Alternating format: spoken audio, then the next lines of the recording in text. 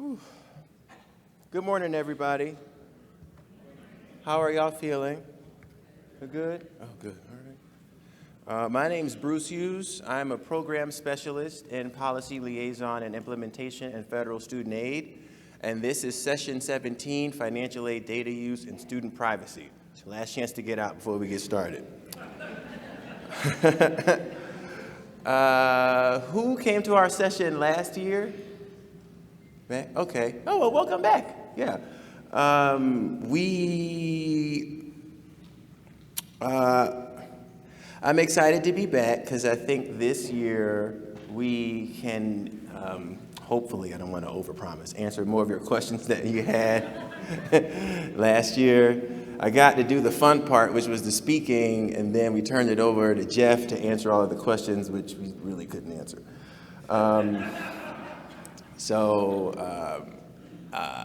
And that session was my first ever session presenting at the conference, which was a career goal I had. And so I was pumped about that, pumped to be back, pumped to be here with my colleague Ben. I am a little sad that Jeff, my director, is not here this year. And Jeff worked with us a lot on this topic. And I'm going to do my best to close out the loop in his honor. Just want to get an idea of who we have in the room today. Is this anyone's first FSA conference? Okay. Oh, wow, it's a lot of y'all. Great. And so, sorry, if you were in the session that I was just in, I'm asking all of the same questions. Does anyone have less than a year of financial aid experience? Yeah. Okay. What about 1 to 5 years of experience? Okay. About 6 to 10? Okay, Ben, look closely at this next group. 11 or more? Okay, so tend to get the most difficult questions from the 11 or more group. So, I am going to turn it over to Ben to get us kicked off for our presentation today. So thank you all again for coming. Thank you. Good morning. My name is Benjamin Ferraro. I work in the Student Privacy Policy Office at the Department of Education, and today we're going to be talking about financial aid data use and student privacy. So our presentation today, we're going to provide you with a high-level overview of the types of financial aid information, the statutes and regulations that can be implicated when using or disclosing financial aid information or student financial aid information. And then we're going to finish with some helpful FAQs that should maybe tie everything we've just said all together.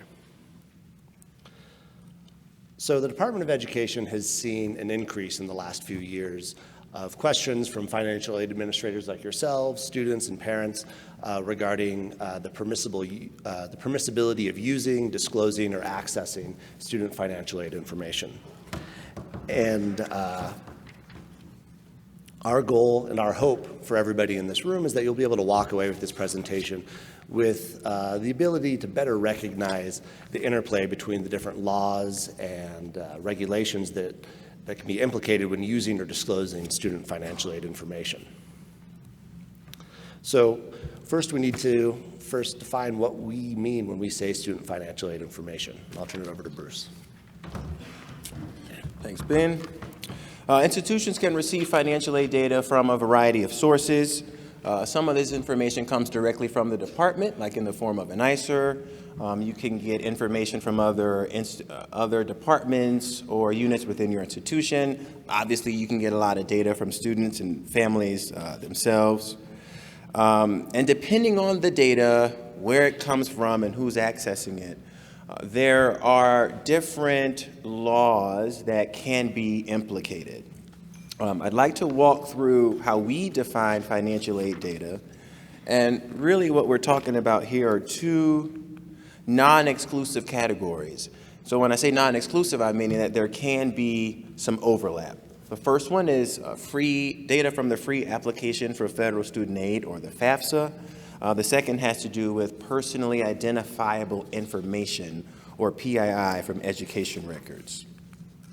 The definition for what we consider FAFSA data is pretty straightforward. For us, FAFSA data refers to any information collected on the FAFSA and any information derived from the FAFSA. So an example of something derived from the FAFSA could be a student's EFC or Pell Grant eligibility status. As it relates to PII, education records under FERPA are those records that are directly related to the student and maintained by or on behalf of the educational institution or agency. PII is information that is linked to or linkable to a specific student that would allow a reasonable member of the community to identify the student with reasonable certainty. So briefly covered those two definitions. I'm going to turn it over to Ben now to talk more about FERPA and the Higher Education Act.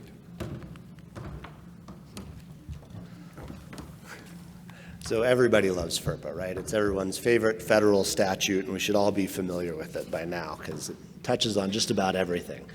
And FERPA applies to all institutions receiving federal funds under any program administered by the Secretary of Education. So a good example of this, and really very relevant example, are Title IV aid programs. FERPA gives parents and eligible students the right to access and seek to amend their education records, or in the case of parents, their students' education records. An eligible student under FERPA is a student who is 18 years old or a student who is enrolled or in attendance at a post-secondary institution at any age. So for the purposes of today's presentation, whenever Bruce or I use the term student, we really mean eligible student under FERPA. FERPA protects PII from students' education records from unauthorized disclosure and requires written consent before sharing PII unless an exception applies. And I can talk to you all day about FERPA's different exceptions, but again, for our purposes, I'm going to limit it just to the school officials exception and the financial aid exception. So the financial aid exception is a very common exception that I think a lot of folks in this room will deal with for obvious reasons. And the key thing to remember with this exception is that there are very specific requirements that must be met in order to disclose personally identifiable information from a student's education record. Specifically, it needs to be for the purpose of determining the student's eligibility for the aid, determining the amount of the aid, determining the conditions for the aid, or enforcing the terms and conditions of the aid. The next exception is the school officials exception. Now this one often extends throughout the entire institution.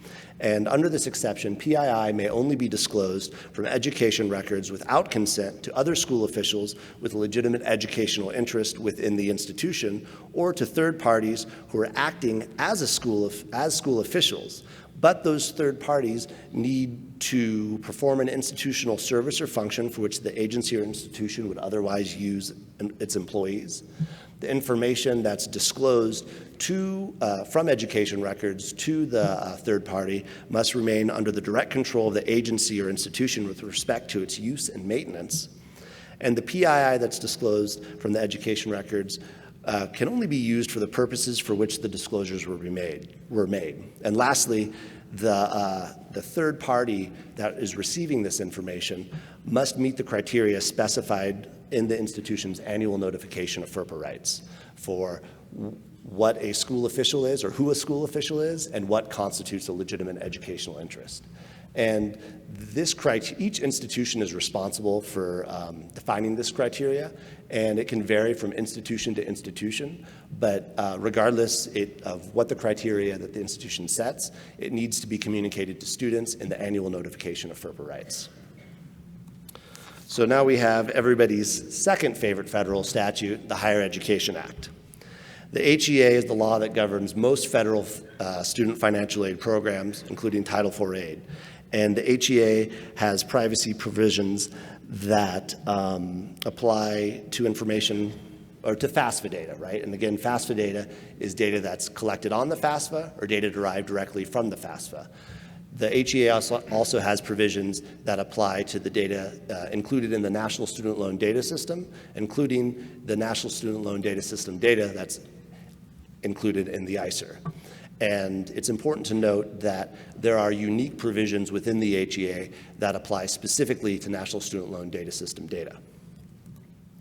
So Section 483A3E of the Higher Education Act restricts the use of FAFSA data to the application, award, and administration of state aid, institutional aid, Title IV aid, or aid awarded by entities designated by the Secretary. The key term in this section is use. And this is different from FERPA. When we talk about FERPA, and FERPA does have use restrictions, but when we talk about FERPA, we're generally talking about access and disclosure. When we're talking about the Higher Education Act, we're talking only about use. How is the data being used? And that's a key distinction that I think is sometimes hard to remember.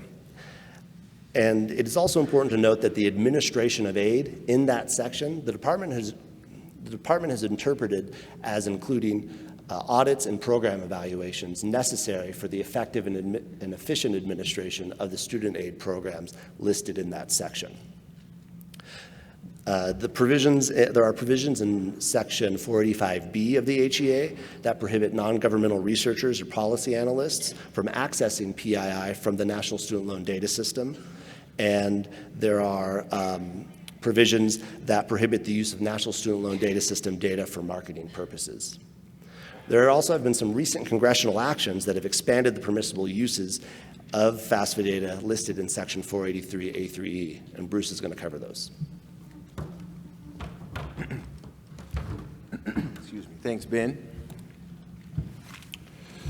As Ben just mentioned, Section 483A3E restricts the use of FAFSA data to the application, award, and administration of aid. And when we take that literally, there are some implications that could make it difficult for students to get the funding that they need from third-party scholarship granting organizations.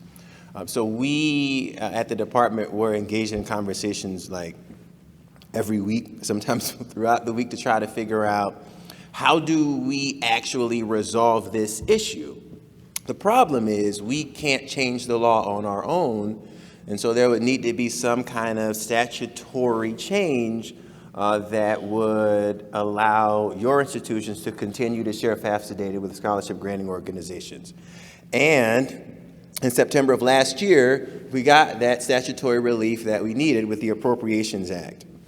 Section 312 of this act permits but doesn't require your institution to provide FAFSA data to entities that have been designated by the applicant to assist the applicant in applying for and receiving financial assistance for any component of the applicant's cost of attendance at that institution. So this applies to any scholarship granting organization, to tribal organizations, and more broadly, to any organization assisting the applicant in applying for and receiving some form of assistance. There are some things to keep in mind with this section. The first is that you still need the applicant's explicit written consent. Second, the financial assistance has to be for an element of the student's cost of attendance. So think things like tuition, room and board, a couple of fees here and there. And then finally, the organization that receives this data agrees to not sell or otherwise share this data that they receive from your school. So this is in effect until the Higher Education Act is reauthorized. Another law that I want to cover that's related to financial aid privacy use, but not quite in the same way as the Higher Education Act and and FERPA, is the Privacy Act. And here, the Privacy Act essentially is the rule that federal agencies follow that gives us instructions on how, when, and why we can disseminate data from our system of record to someone else. So this is something that we have to abide by whenever one of our system of records come into play. Our system of record, so think something like NSLDS, National Student Loan Data System, COD. There are a number of provisions that prevent us from just sharing that information kind of like willy-nilly with whoever wants it. We also have requirements on how long we have to retain that data, and in some cases when we need to destroy it. What the Privacy Act has in place are some exemptions that allow us to share student data or FAFSA data without the applicant's prior written consent. And those are called routine uses.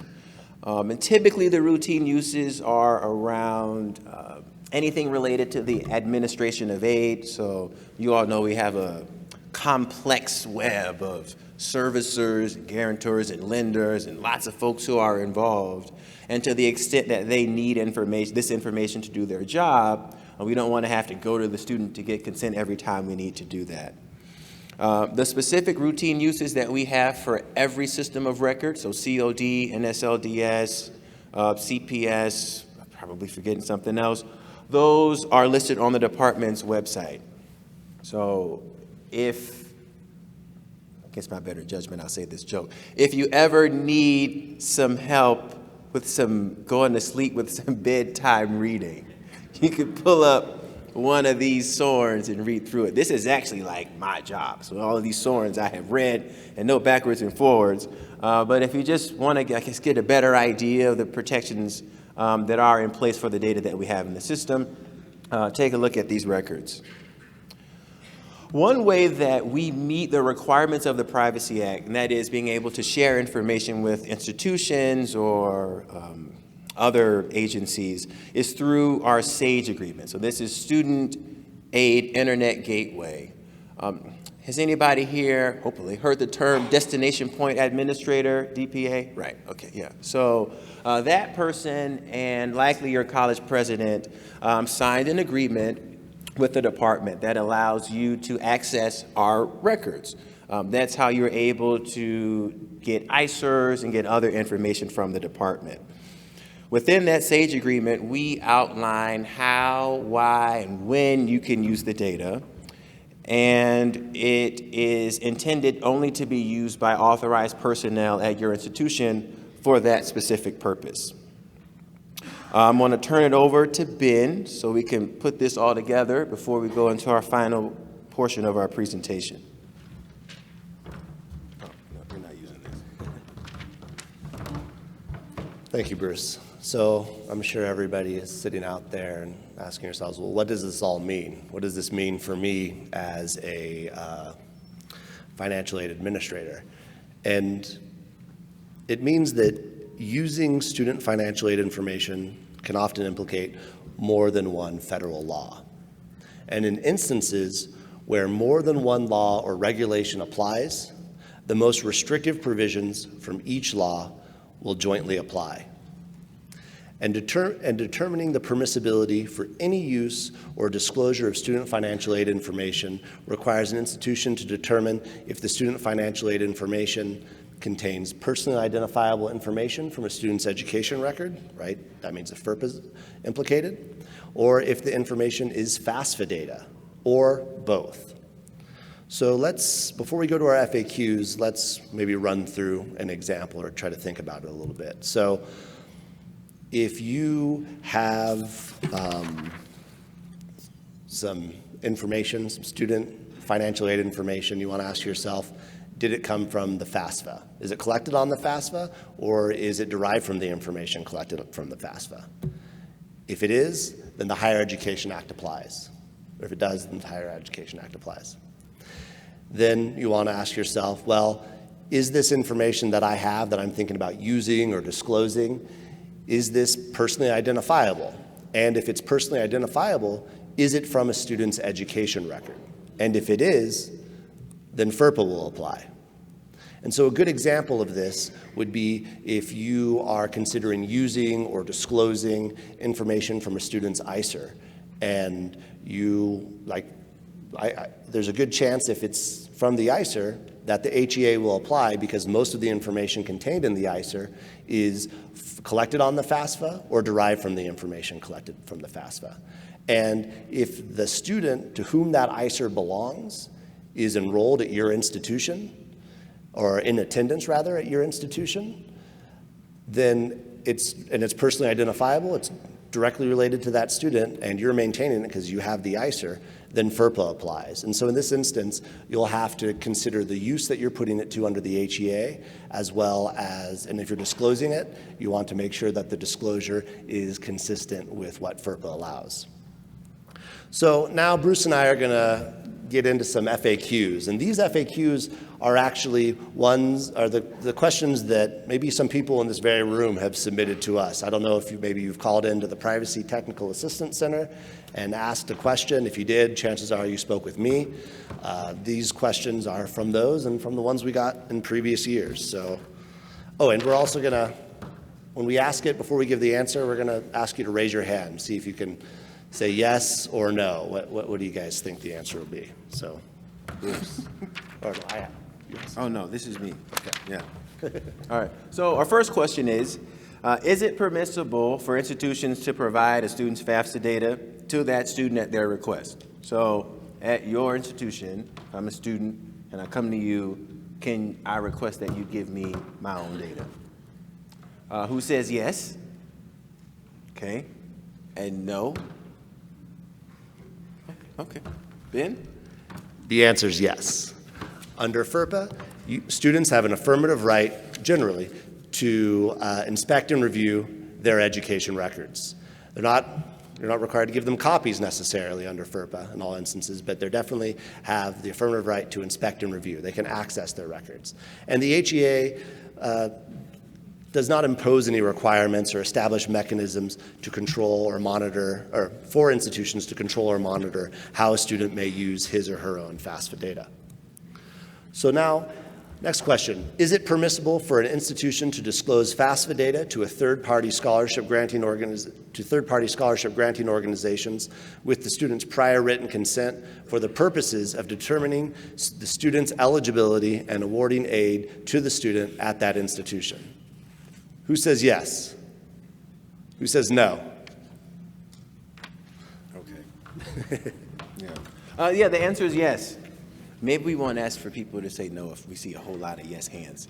Want to make anybody uncomfortable. Under FERPA, an institution may disclose PII from a student's education records to a third-party scholarship organization if the institution has obtained the student's prior written consent. We said this all before. And further, Section 312 of the Continuing Appropriations Act explicitly states that your institution can provide FAFSA data to a scholarship granting organization as long as you have the explicit written consent of the applicant, and it's for the purposes of applying for or receiving some form of financial assistance for the applicant's cost of attendance. Additionally, we got this question before. Meeting FERPA standard for prior written consent is sufficient for meeting the standard of explicit written consent under Section 312. Also, this section further dictates that a scholarship granting organization that receives FAFSA data shall not sell or otherwise share the information. All right. So we kind of gave you all maybe some softballs. We're going to take it up a notch here. Right. Next question has to do with foundation aid. So may your institution disclose FAFSA data to a foundation at your institution if it's for the purpose of applying for and awarding the student with financial aid at your institution? So can you share FAFSA data with your institution's foundation if it's for the purpose of applying for and awarding aid? Who says yes? Okay. Who says they're not sure? Oh, okay. Really confident, Ben. And it's okay to say no. This is a safe space. There's no like we're not monitoring who says yes or no here. So the answer is yes. Under FERPA, an institution may disclose PII from students' education records to that institution's foundation if the institution has obtained the student's prior written consent. The institution may also provide the PII to its foundation, or such PII to its foundation, without prior written consent under the financial aid exception, assuming the criteria for that exception has been met. The department recognizes that many eligible institutions award aid through an affiliated institutional foundation, alumni association, or other similarly structured organization, or affiliated organization. If an institution considers the aid awarded by its affiliated organization as institutional aid, that is sufficient for meeting the standard for aid awarded by eligible institutions in Section 483A3E of the HEA. Therefore, an institution may share FAFSA data with an affiliated organization only for the purposes of its use in the application, award, or administration of that institution's aid. In instances where an institution does not consider the aid awarded by an affiliated organization as that institution's institutional aid, please refer to our scholarship granting organization, FAQ. So, donors. May a foundation responsible for administering an institution's financial aid provide the FAFSA data it receives from the institution to the foundation's donors? Who says yes?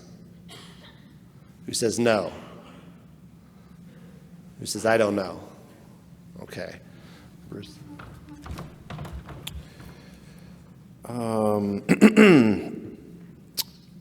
So I'm going to be maybe a little less charismatic on this answer because I need to read it and make sure I get it right. But the answer is yes, in certain circumstances. So, and let us explain. Many institutions, affiliated organizations, such as an institutional foundation providing institutional aid, have reporting requirements that are attached to the financial aid that they provide. In many of these instances, the donors who fund the aid provided by these organizations request that your organization provide them with information on the financial aid recipients, and sometimes this can include FAFSA data. Such redisclosures of this PII, the foundation receives from your institution would be permissible under FERPA to the extent that the redisclosures are made with the student's prior written consent. As it relates to the Higher Education Act, the disclosure of any FAFSA data from the institution's financial aid foundation to its donors would be permitted under the Higher Education Act to the extent that the donors receiving the FAFSA data are using it as a part of, and this is really important, the application, award, and administration of aid awarded at that institution pursuant to Section 483A3E of the Higher Education Act. All right. Next question. Is it permissible for an institution to provide a student's FAFSA data with the student's prior written consent to an organization conducting an employment background check on the student? So again, can you provide a student's FAFSA data, if they've consented, to an organization that's conducting a background check on the student? Who says yes? Okay. Who says no? And anybody who's in the middle? Okay. Ben? The answer is no. Although under FERPA, an institution may disclose PII from a student's education records to an organization conducting an employment background check on the student if the institution has obtained the student's prior written consent, the institution would not be permitted to disclose the FAFSA data to the organization because the organization's intended use of the FAFSA data is not listed as a permissible use in Section 483A3E of the HEA. Using FAFSA data for employment background checks is generally not a part of the application, award, or administration, Title IV aid, state aid, institutional aid, or aid awarded by eligible institutions. Subpoenas. Can an institution provide a student's FAFSA data in response to a lawfully issued subpoena, specifically requesting that student's FAFSA data? Who says yes? Who says no? Who says, I don't know, it depends? So it depends is actually right. So it's kind of yes and no. I know we used that one a lot last year, so we're trying to use that one less now. FERPA permits the disclosure of PII from student education records without prior written consent in compliance with the lawfully issued subpoena or judicial order. However, FERPA generally requires that an educational institution make a reasonable effort to notify the student of a subpoena or order in advance of complying with that order so that the student may seek protective action. As it relates to FAFSA data, or the Higher Education Act, the disclosure of FAFSA data in response to a subpoena that's requesting FAFSA data is not permitted if the interest in such information is not related to the allowable uses under Section 483. However, if the purpose in obtaining the information is related to the application, award, and administration of aid as defined in Section 483, then you could comply with the subpoena. So as an example, if a school administrator, if you use your professional judgment authority to limit the amount of funds that a student received, and if by chance the student decides to have a lawsuit and the content of this lawsuit is related to the actual award that they received, that would be a permissible use. But if it doesn't have anything to do with the application, award, administration of aid, it's a no. All right, our next question. This one's a little bit easier, I think. Can an institution disclose a student's FAFSA data to tribal educational agencies of federally recognized tribes? So can your institution disclose a student's FAFSA data to a tribal educational agency of a federally recognized tribe? Who says no? Who says yes? Okay. Ben? The answer is yes. Under FERPA, an institution can, with the prior written consent of the student, provide information to the tribal organization. FERPA consent is the gold standard. We have the appropriations language now, which explicitly states that an institution may, with explicit written consent of an applicant who has completed a FAFSA under Section 483A of the HEA, provide that FAFSA data to a tribal organization as defined in this section here to assist the applicant for and receiving, applying for and receiving federal, state, local, or tribal assistance for any component of the applicant's cost of attendance at that institution. Next question is not for you. It's actually for Bruce. Bruce, in what ways can FAFSA data be used to apply for and administer TRIO program funding? I have an answer for you, Ben. The department interprets its statutory authority to allow the use of FAFSA data to determine eligibility for TRIO program services and TRIO program grant aid as a part of or aiding, this phrase again, the application, award, and administration of aid provided under Title IV programs.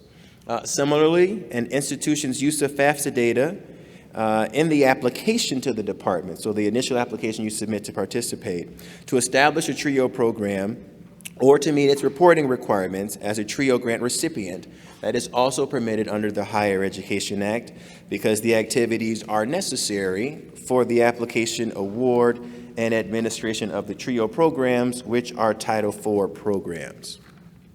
As it relates to FERPA, FERPA generally permits disclosures of PII from education records within an institution or to third parties with the student's prior written consent or without consent under the school official and financial aid exceptions, assuming the criteria for those exceptions have been met. All right. Next question. Is it permissible for an institution to disclose a student's FAFSA data to that student's parent? So if a student comes to you and, really it's not the student, it's the parent, can you share the student's FAFSA data with that parent? Who says yes? Man. Ben, y'all took the fun out of that one. Yeah, you guys have heard the FERPA stuff before. Yes, in certain circumstances. The answer for FERPA is always, it depends, right? Very context-dependent statute. Under FERPA, if you have the student's prior written consent, again, you can disclose this information to the parent. If you don't have the student's prior written consent and the parent to whom you're disclosing this information is claims the student as a dependent for IRS tax purposes, then that's one of the exceptions to FERPA's consent requirement, and you can make the disclosure under FERPA in that circumstance.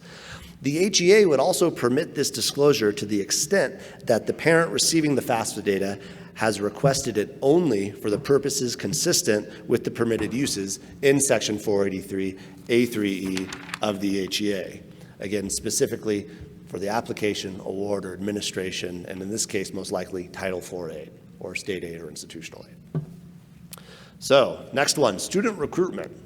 May an institution use an individual's financial aid information provided by the individual on the FAFSA to recruit that individual who has not yet enrolled or tried to enroll at that institution?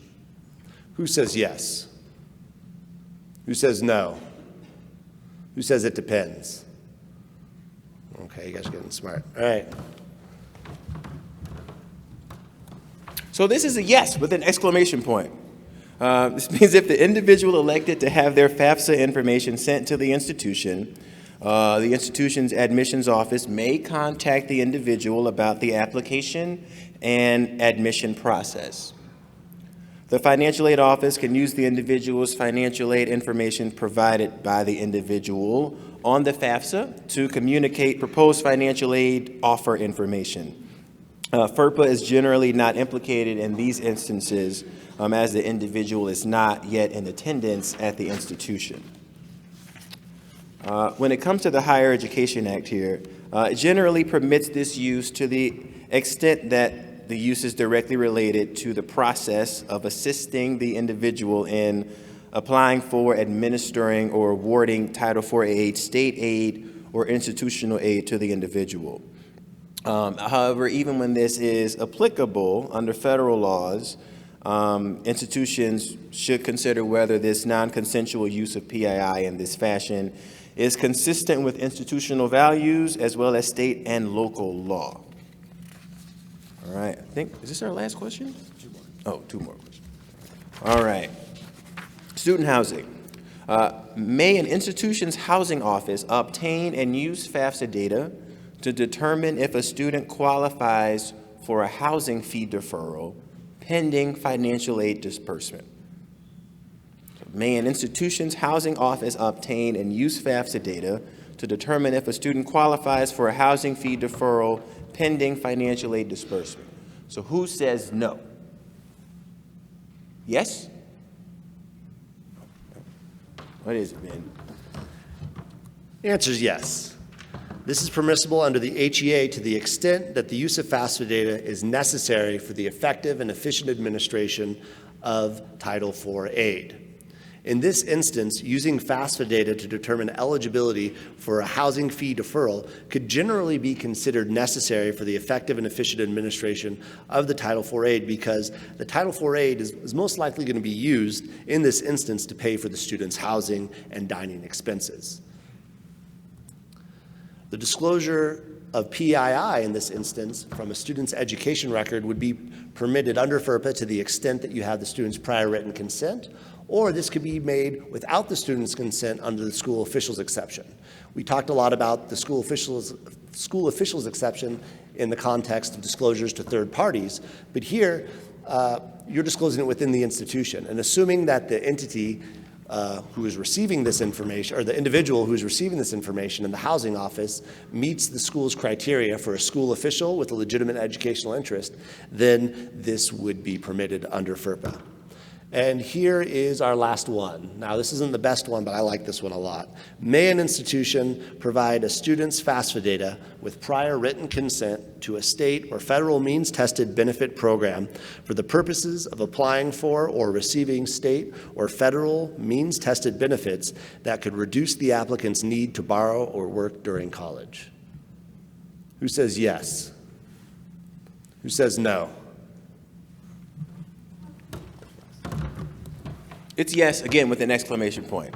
So under FERPA, a post-secondary institution may disclose PII from a student's education record if you have the student's prior written consent. And we've said this like 20 times.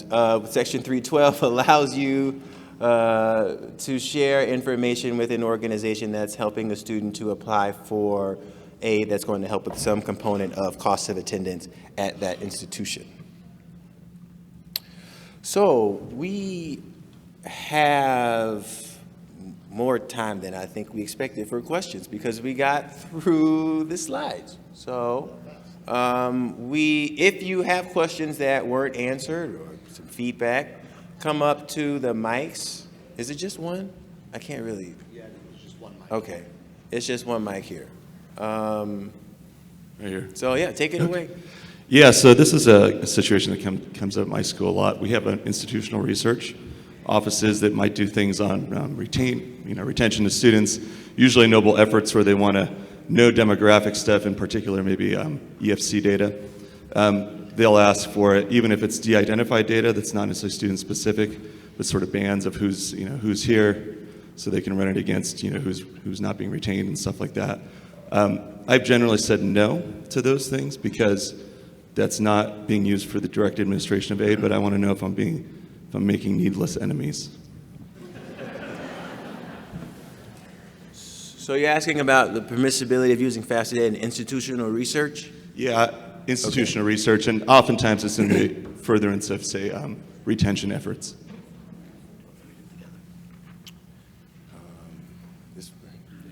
Yeah, let's do it. Okay. Okay. Yeah. And it would be de-identified usually, too. Okay, thank you. We are aware of concerns regarding institutional research and have communicated those to senior leadership and do not have any additional information to share at this time, but we are currently working on it.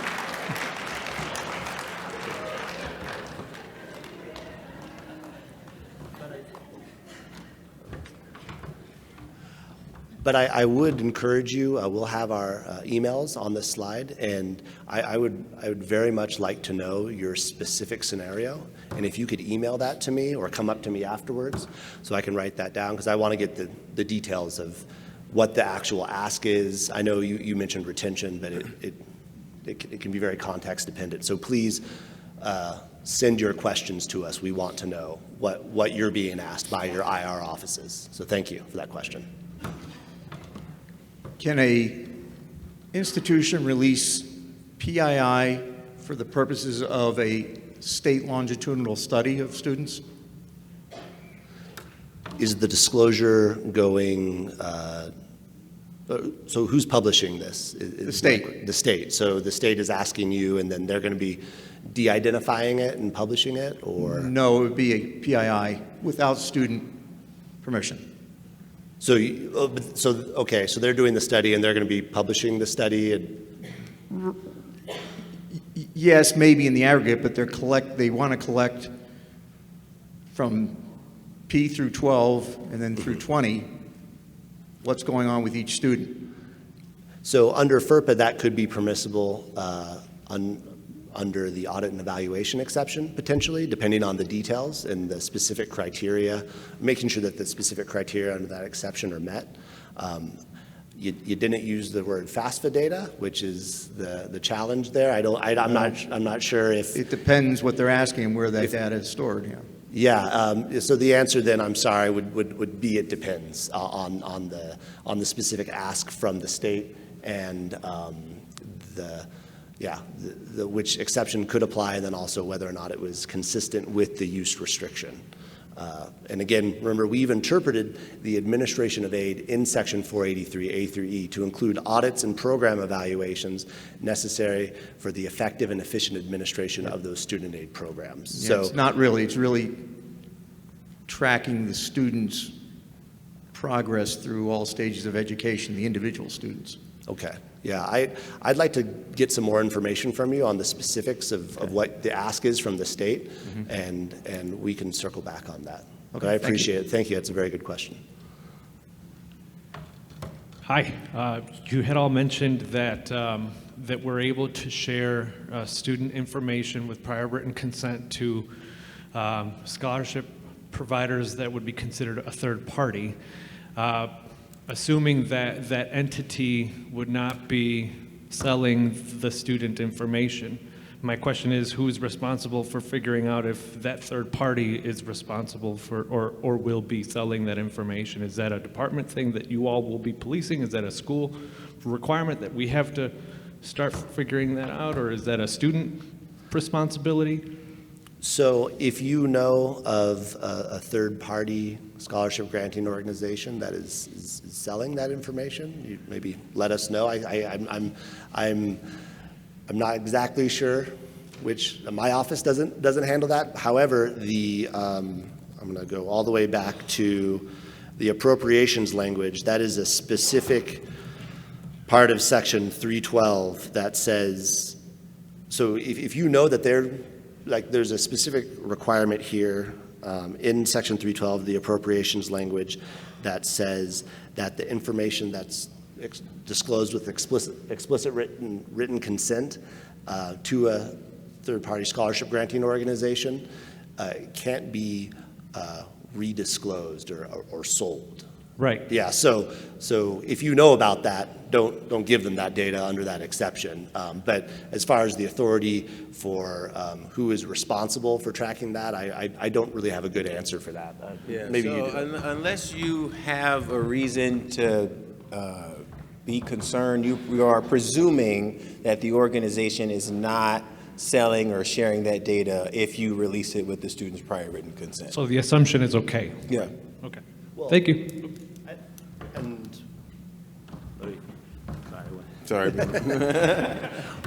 one of the things that you can do when you're getting the explicit written consent of the student is put that in there, right? That's a good privacy best practice, and that's a good way of ensuring that, right? Like that we're not.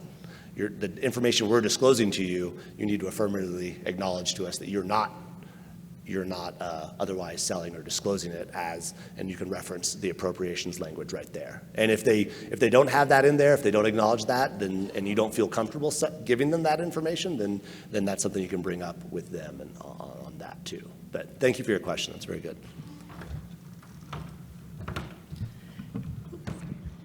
Hi, I have a question. The background check slide made me think of this. I work with graduate students who regularly ask for their award letters, copies of their award letters from our office for rent, to show to their rental companies that that's their income for the year.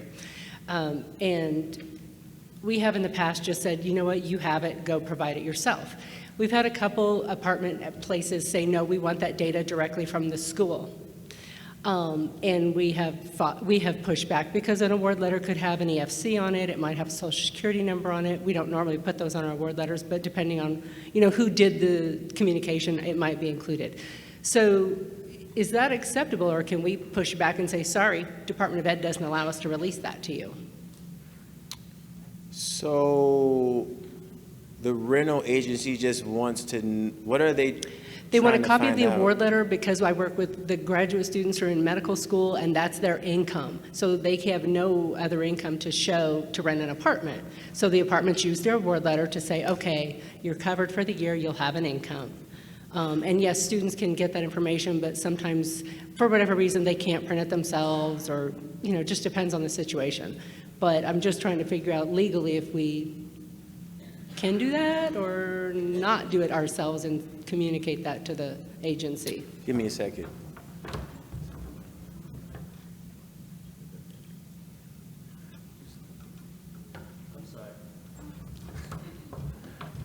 I'm sorry. I just want to be clear. You're saying renters?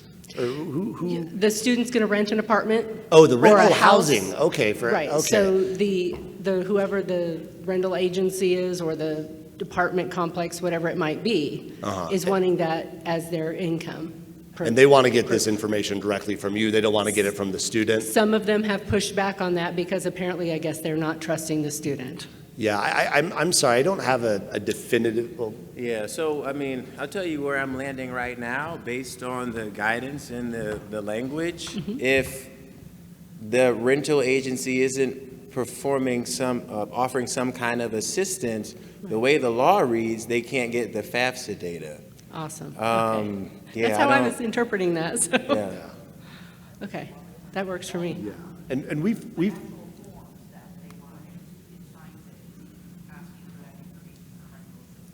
so if a student brings you a form and says, hey, can you fill this out for me, and I give you my consent to fill this information out for me, or if the student says, hey, can you give me my award letter, and then that goes back to our very first FAQ about providing students with their own information, and right. which you have an affirmative right to under FERPA, and Right. the HEA doesn't have anything to say about what a student does with their own data Right. once it's in their possession. So That's what we try to push them to, so that it's all on them. You know, we're not communicating or anything with the place, but, okay, that helps a lot. Thank you. thank you.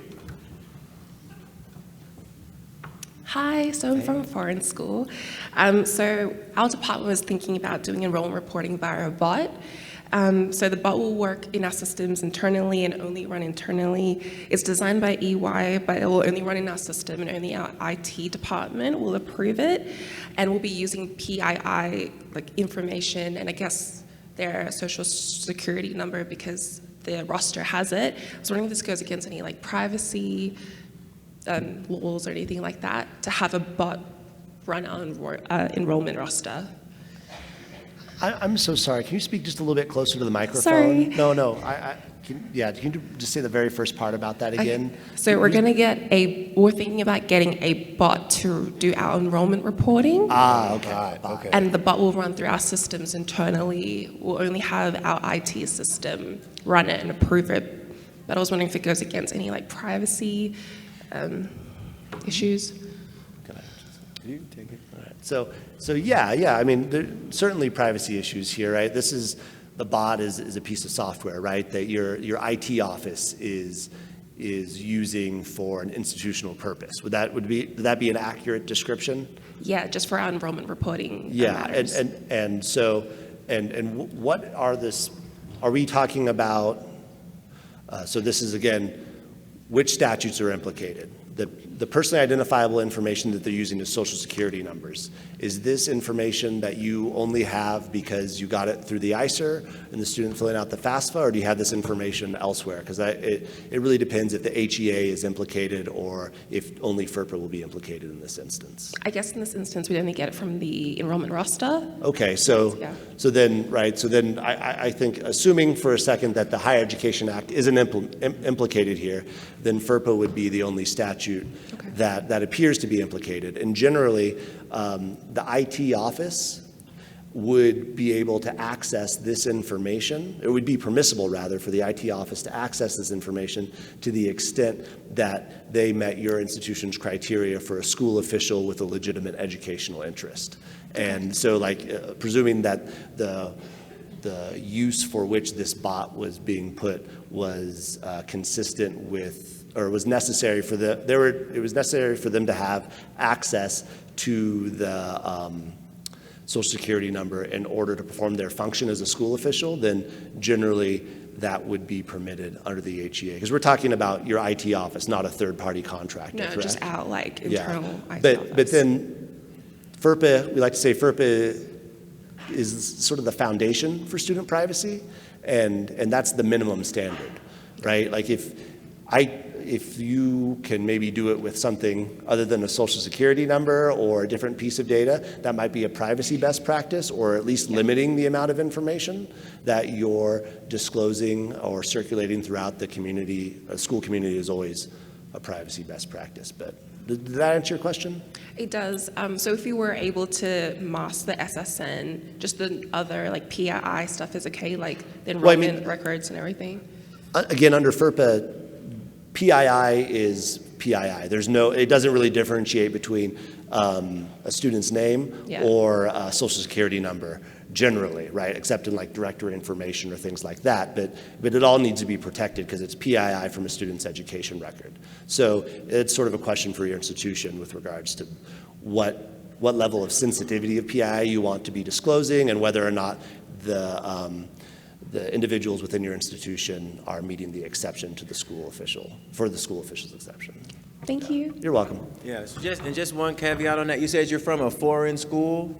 Yes. Yeah, so I would want to run whatever like final answer by someone from our foreign schools team. Okay. Just in case there's some international or some specific data privacy laws at play where your school is that might impact the answer. Okay. So if you have the specific scenario, you can send it to, or I guess both of us, and I can run it by the team to make sure we're considering everything that we need to. That'd be great. Thank you. Mm-hmm.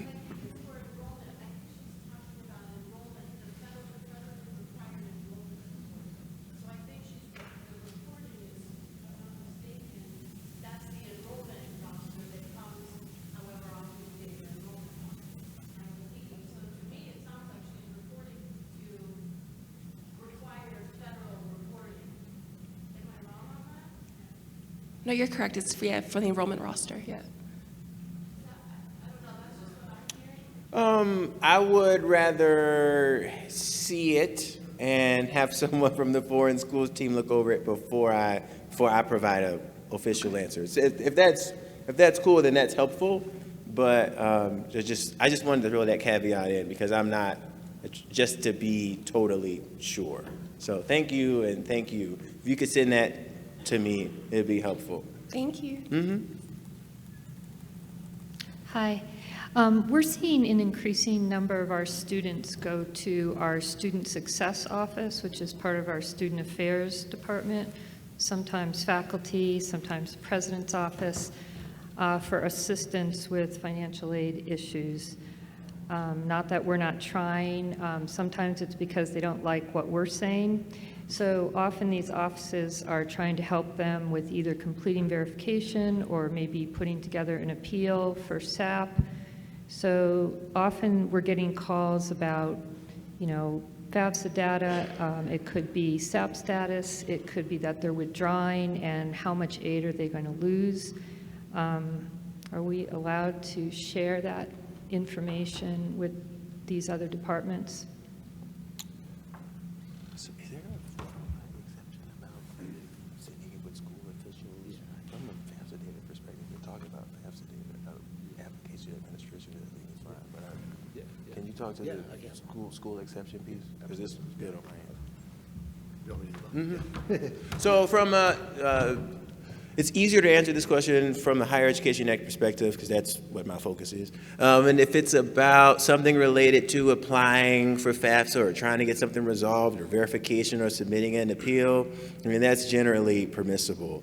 I know that there is an exception in FERPA that's related to sharing this data with other folks at the school, and I'm going to let Ben speak to that. Yeah.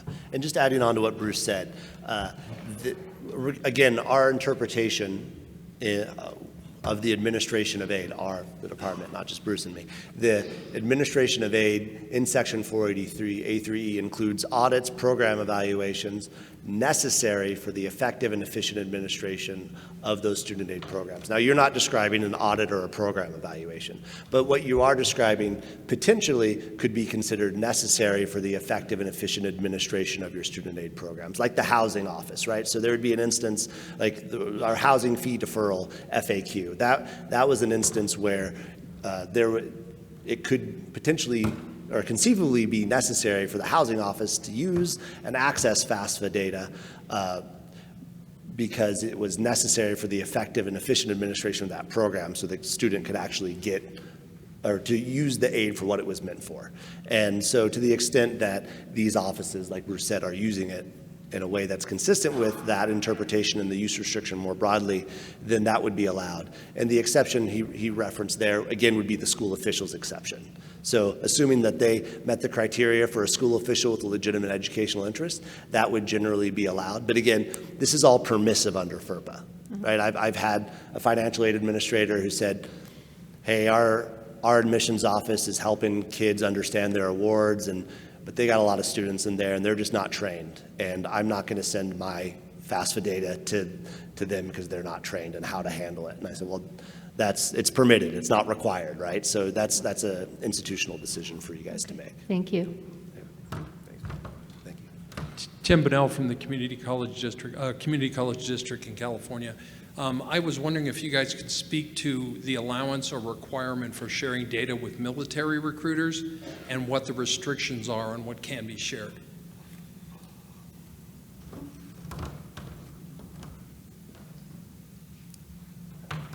I don't have an answer for that right now. I might have to take that one back, or I will have to.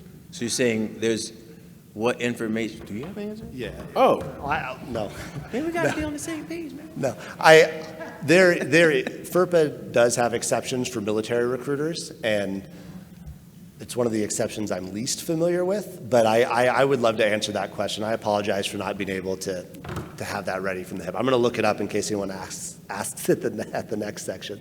But yeah, can you send me an email, please, about that? Do you have a specific issue with regards to military recruitment or a scenario that's coming up, or are you just more generally curious about how that interacts? They typically cite a fairly antiquated department communication when they're making the request, and the requests range from financial information through directory information. Okay.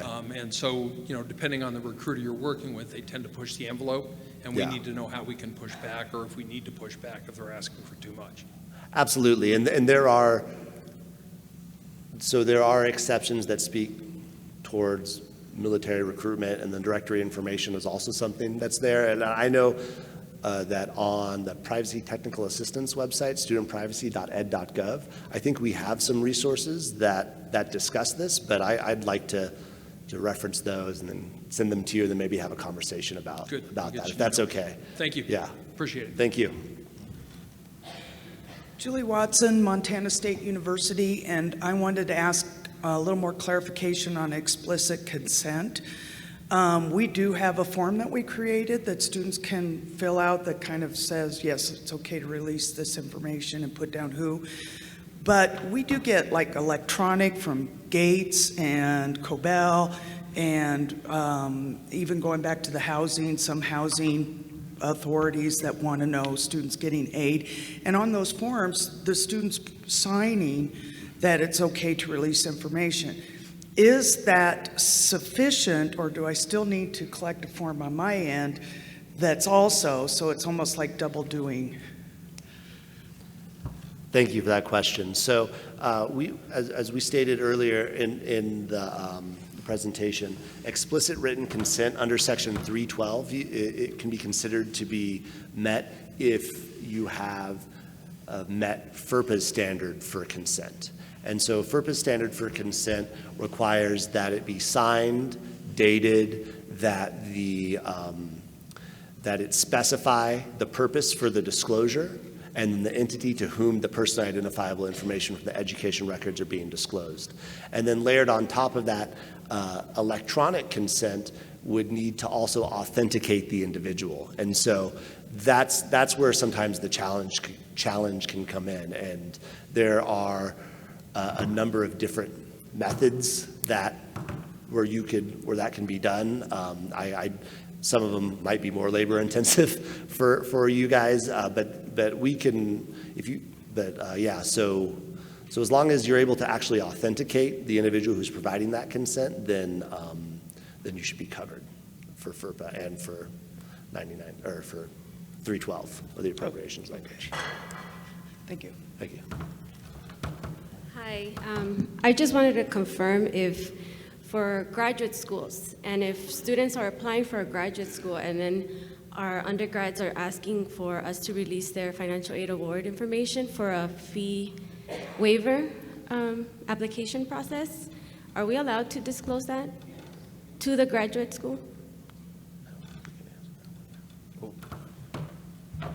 You have a graduate school at your institution, and No, it's another graduate school, so our undergrads are going to that institution. Okay. But in order for them to apply for the fee waiver application, they're asking us to disclose award information. Oh, so you're talking about for a test or for just like a general application? No, it's just to apply for the graduate school. It's an admissions, an admissions application fee waiver. We have discussed this, and I don't know that we're ready to have an answer. I don't know that we are ready to share our answer on that yet. That's still something that we're working through. We don't have a definitive answer for that right now, Okay, unfortunately. thank you. That's a good answer, or a good question. Thank you. Okay, thank you. Hello, can you please clarify what information we can give to Parent Plus loan borrowers if there's no FERPA release from the student? So if the parent claims the student as a dependent for IRS tax purposes and you verified that, then for FERPA, you're not necessarily limited. It's a permissive disclosure, but you're allowed to. Yes, but either parent can apply. Say that again? So it doesn't have to be the FAFSA parent to apply for a PLUS loan Yeah. or the parent on the tax form. It could be either parent.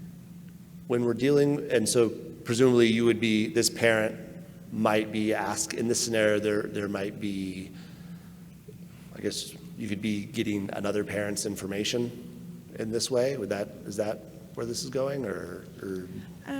Let's say the student has a change in enrollment, and so we have to reduce a PLUS loan. And then the parent calls and wants to know what's happened. Why is this reduced, or what is happening with my loan? Yeah. To the That's a good question, and I think I have an answer, but I need to check with my boss, because, so with the PLUS loan, it's the parent's loan, right? So you would think like, oh, well, they can have access to the data, but then there's this other law that we have here that makes it sound like maybe they shouldn't. So I have an idea of what the answer is, but I'm going to have to verify before I give it. And just one quick note for everyone, all of the questions that we receive in our sessions that we don't have answers to, once we get the answer, we're going to post it on the conference website so that the answer is available for everybody. So I can't answer it right now, but I can find out an answer, and we'll have to post that. Thank you. From time to time, we receive information requests from FBI, CIA, things like that. And they have like this government-issued form that says that the student gives the agent permission to collect the information. And it states the reason for the collection of information, and it's dated and signed. But the language says that the student gives the agent permission to collect the information, not for the school to release information. Is that enough on the FERPA release or no? Can you tell me, who's this entity again? CIA, FBI, they all use the same form for the background check. So they are asking, it's not FAFSA information, it's PII from the educational record. So we're not talking about the AG, we're just talking about FERPA. Yes, and you have the student's prior written consent? Yes. Or you're asking whether or not? No, they're giving us the form that is a written consent from the student. Yeah. The only issue with the form that may be, I don't know, is that the form states that the student gives permission to the agent to collect the information. It doesn't say that the student gives permission to school to release it. You know, that's, my question is that okay wording? It does state the reason for collection, and it's dated and signed. Yeah, so that's interesting. I've not heard that particular phrasing, so I don't know how definitive I can be, but I'd say generally, as long as you're hitting all of FERPA's consent requirements, I think you should be safe, right? It's signed, it's dated, it specifies the information that's being disclosed and the purposes for the disclosure, and and the entity that's receiving the information, then I think you should be covered. But I would. And the reason I'm asking is just there is like a little asterisk, and it says that for hospitals, additional release would be required, and I assume HIPAA, you know? Yeah. So I'm wondering if, you know, it's the same under FERPA. Certainly as a best practice, I would think that you'd want to have that language in there, but I'm not sure if it's actually required because of the requirements that I just listed didn't include that. But I'd have to go back and take a look. Would you mind sending me a blank one of those forms too? Just like, yeah, send it to my email, and then I can give you the answer back with that. Thank you. I appreciate it. Hi, as our school are working on different ways to communicate to the student through academic advising or make that connection with our SAP process, is it okay if our students are, when they get advised for their classes with their academic advisors, can an academic advisor share their SAP status or anything like that? Now, this is an idea that was brought to my attention as a suggestion, but I want to see if that was okay.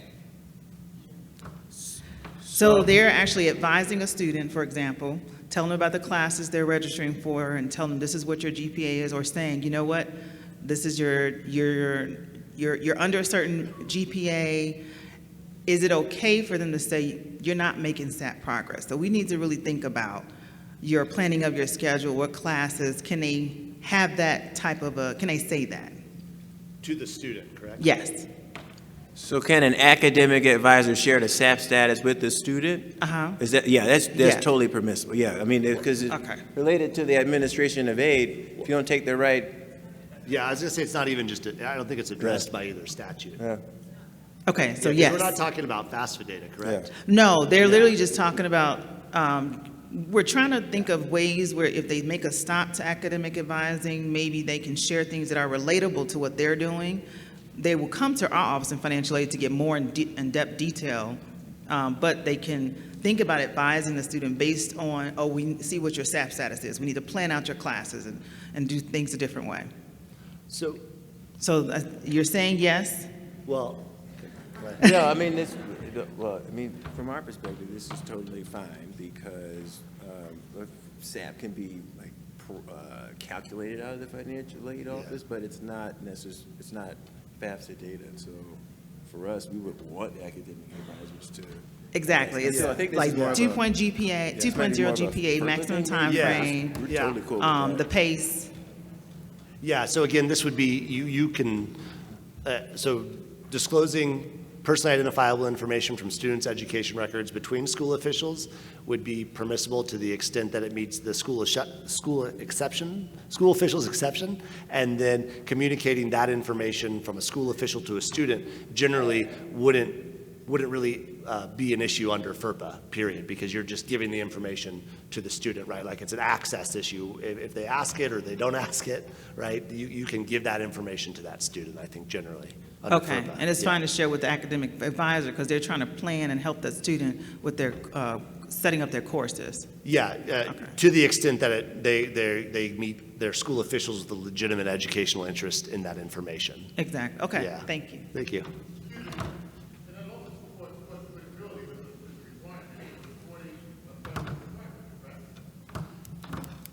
I'm very sorry. I had trouble hearing that.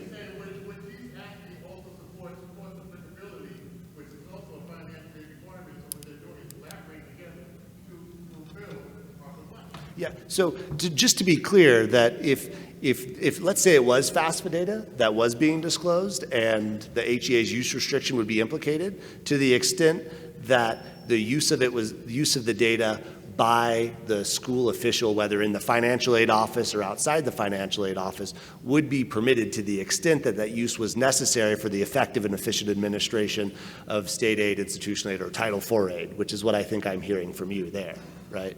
Does that clarify? Yeah. Yep. Yeah. I think we're agreeing. Okay. Good. Thank you. Hi, excuse me. So can we talk really quick about subpoena requests? I get about 5 to 6 a week. I have 6 in my inbox from this week from being here. I get a request from our legal affairs department that says to submit any and all records I have for this student. It doesn't tell me who made the request or what the request was for, like what's the reason behind the request. Should I be pushing back on our legal department to get that before I release information?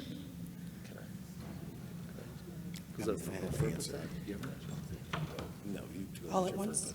Okay. Well, so there's an exception to the consent requirement under FERPA that can allow you to non-consensually disclose a PI from a student's education record in response to a subpoena, but it needs to be to a lawfully issued subpoena, and you also need to provide the student with the opportunity to, you have to notify the the student that they've received the subpoena, unless one of the other exceptions within that exception apply there, right? Because sometimes subpoenas that are lawfully issued can say, don't notify the student, because, and so that might change things. Yeah. But as far as your actual responsibilities as a school official, I'm not sure. That's something maybe for you to figure out with the legal department? With the legal, but Okay. but then, on our subpoena slide, we had, it has to be consistent with what the use restriction allows. So maybe making sure that they're aware of that would be. Did I touch it? Yeah. So, I mean, the law is really clear on how you can use FAFSA data. If they're asking you for FAFSA data, the law seems like you wouldn't be able to share it. I get, though, because I've also worked at a school, getting a subpoena, and maybe you don't have a legal counsel there, somebody saying you need to give me this information right now. Great, so we got to stop. So, no, I thank you for that feedback. That's still something that we're trying to, that area in the middle, that gray area of like, the law says this, but practically speaking, we need to do this. Yeah. We're still trying to tweak that, so. And we recognize you guys get put in a real tough Really spot, just too. have a conversation with our legal affairs department to find out, to make sure that they're aware of the HEA restrictions and Yes. that piece of it. Yes. Yes, okay. And send us a question too. Oh, yeah, I can do that too. Okay, thank you. So we got a notice to stop. So first, I want to say thank you for everybody who came. I'll still be up here for if you got a question or somebody else has a question, you can come up here. So thank you all for attending. Happy to take any more questions up here.